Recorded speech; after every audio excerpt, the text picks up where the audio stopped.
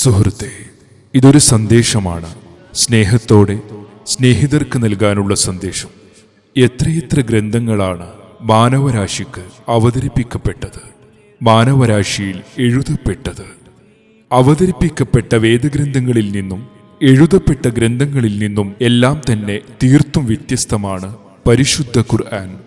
മനുഷ്യന്റെ കൈകടത്തലുകളില്ലാത്ത, തീർത്തും അന്യൂന്യമായ, തെറ്റുകൾ പിണയാത്ത ഗ്രന്ഥമെന്ന് സ്വയം അവകാശപ്പെടുന്നു പരിശുദ്ധ ഖുർആൻ. ഖുർആൻ നന്മയാണെന്ന് പറഞ്ഞ ഏതെങ്കിലും കാര്യം തിന്മയാണെന്നോ, തിന്മയാണെന്ന് പറഞ്ഞ ഒരു കാര്യം നന്മയാണെന്നോ ഇന്നേ വരെ തെളിയിക്കപ്പെട്ടിട്ടില്ല. ജീവിതത്തിൻ്റെ എല്ലാ സാഹചര്യങ്ങളിലും പ്രായോഗികമായ നിയമനിർദ്ദേശങ്ങളാണ് ഖുർആൻ മുന്നോട്ട് വെക്കുന്നത്.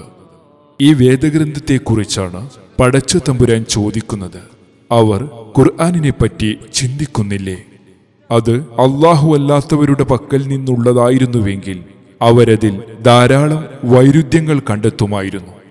വിസ്ഡം ഇസ്ലാമിക് യൂത്ത് ഓർഗനൈസേഷൻ ഖുർആൻ മാനവർക്ക് മാർഗദീപം എന്ന പ്രമേയത്തിൽ തസ്ഫിയ ആദർശ സമ്മേളനം സംഘടിപ്പിക്കുകയാണ്. 2025 സെപ്റ്റംബർ 27 ശനിയാഴ്ച വൈകുന്നേരം 6:30 പടന്ന തെക്കേപ്പുറത്ത് വെച്ച്. സമ്മേളനത്തിൽ മുജാഹിദ് ബാലുശ്ശേരി, മുനീർ ഷർഫി തുടങ്ങിയവർ നമ്മെ അഭിസംബോധനം ചെയ്ത് സംസാരിക്കും. സംസാരങ്ങൾക്ക് കാതോർക്കാൻ നിങ്ങളേവരെയും ഞങ്ങൾ സ്നേഹപൂർവ്വം കുടുംബസമേതം ക്ഷണിക്കുകയാണ്, സ്വാഗതം ചെയ്യുകയാണ്.